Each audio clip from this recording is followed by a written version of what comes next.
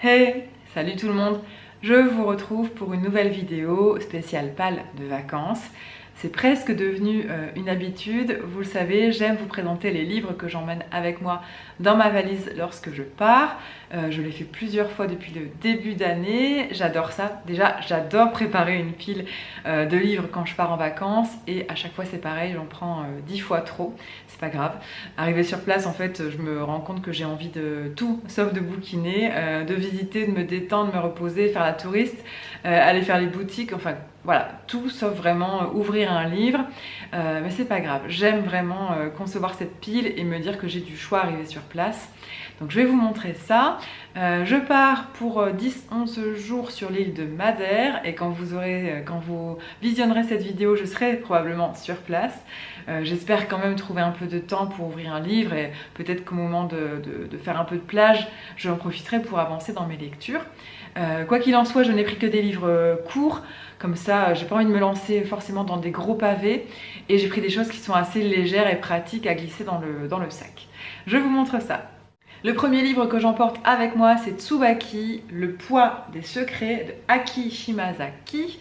Il m'a été recommandé par Delphine. Merci Delphine si tu passes par ici. C'est le premier tome d'une saga en 5 volumes, si je ne me trompe pas. J'ai pas voulu me lancer dans le coffret. Il y a un très beau coffret chez Babel qui existe, mais voilà, je me suis dit je vais lire le premier, on verra la suite. Delphine me l'a recommandé parce qu'elle sait que j'ai adoré la papeterie Tsubaki de Ito Ogawa et que j'adore cette autrice japonaise, Ito Ogawa.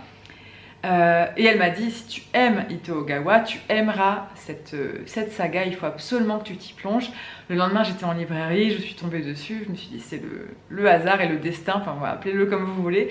Mais je me suis procuré le premier tome. C'est un livre très court, qui est donc de littérature japonaise, qui fait 113 pages. Les chapitres sont vraiment, alors je vais essayer de vous montrer, mais il y a beaucoup d'espace. Et la couverture me donne très envie. Comme vous le savez, je ne lis pas les quatrièmes de couverture, je n'ai pas envie d'en savoir... Enfin voilà, Delphine m'a dit quelques mots, c'est suffisant pour moi, j'ai pas envie d'en savoir plus. Je vous donnerai mon avis au retour des vacances. On reste dans le thème avec Nagori de Ryoko Sekiguchi, la littérature japonaise.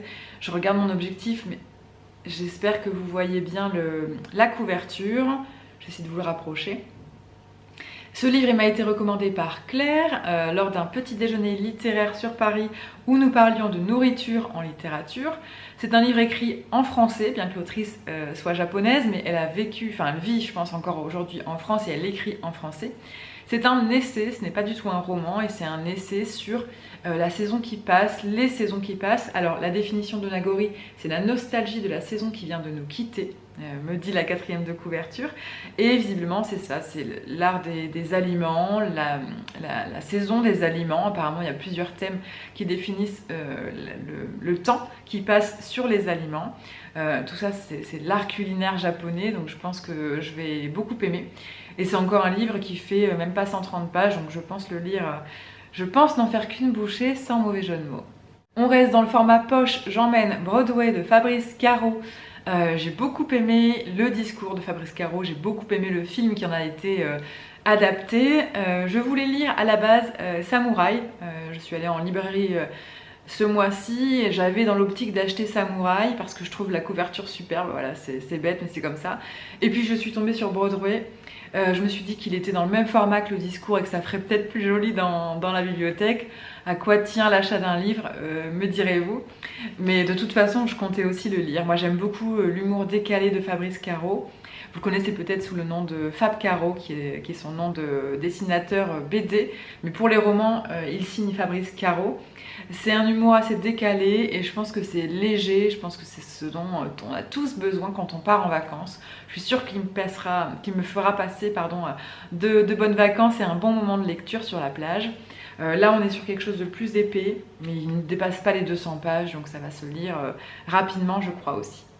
Alors pour ceux qui ont suivi les pales de vacances des mois précédents, de mémoire je vous en avais fait une en février et en avril quand je suis partie à Berlin.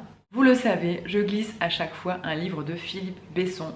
C'est devenu une routine là aussi. J'aime lire Philippe Besson dans l'avion, dans la gare, dans les gares, lorsque j'attends un moyen de transport, j'ai envie de dire.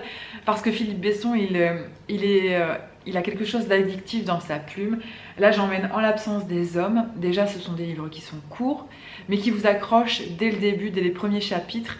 Quand je suis dans un, c'est ce que je vous disais déjà précédemment, mais quand je suis dans un avion, que j'ai la tête un peu, qu'il y a des bruits alentour, j'ai besoin d'être accrochée rapidement et il a ce pouvoir-là. Un livre de 210 pages que j'espère lire peut-être sur le retour. Allez, nous décollons à 7 h du matin, donc autant vous dire qu'on se sera levé très tôt et je pense que je vais récupérer les heures de sommeil qui me manquent dans l'avion. Mais peut-être qu'au retour, j'en profiterai pour ouvrir celui-ci. Ensuite, j'emmène un grand format avec moi, Marie Vintras Blizzard. C'est un livre qui est sorti en septembre dernier, lors de la rentrée littéraire de septembre, qui avait été présenté à la Grande Librairie par François Bunel. Moi, je l'avais ajouté à ma wishlist à ce moment-là. Je m'étais dit qu'il me fallait absolument ce livre. Ça me paraissait très intriguant, ça me semblait différent de ce que j'avais pu lire. Les mois ont passé, j'ai plus ou moins oublié l'envie de lire ce livre et Marie Vintras vient de remporter un prix. Donc ce livre, il a été de nouveau mis en lumière, notamment chez mon libraire, mais je pense que ça a été le cas dans beaucoup de librairies ce mois-ci. Ça m'a permis de retomber dessus et de me dire mais oui, je voulais absolument le lire, donc je me le procure. Je sais qu'on est dans peut-être pas un policier, mais c'est un livre à suspense. J'en ai lu quelques critiques sur les réseaux et j'ai vraiment très envie de me plonger là-dedans.